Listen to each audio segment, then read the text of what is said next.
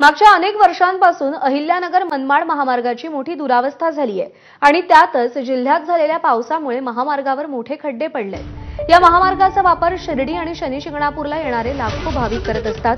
उद्या शनी अमावास्या असल्याने शनी शिंगणापूरकडे येणाऱ्या भाविकांना याच खड्डेमय रस्त्यातून वाट काढावी लागणार आहे। या महामार्गावर नेमकी काय परिस्थिती आहे जाणून घेतलंय सुनील भोंगळे। मागील अनेक वर्षांपासून अहिल्यानगर मनमाड महामार्गाची मोठी दुरावस्था झालेली आहे।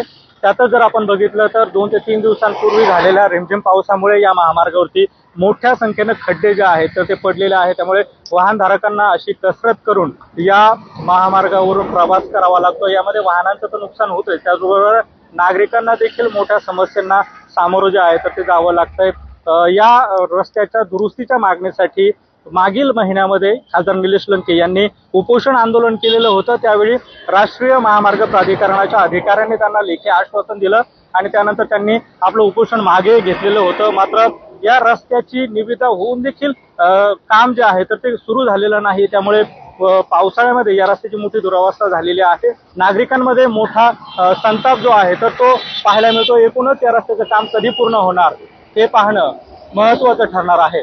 कॅमेरा पर्सन मनीष सह सुनील भोंगळे, एबीपी माझा, अहिल्यानगर।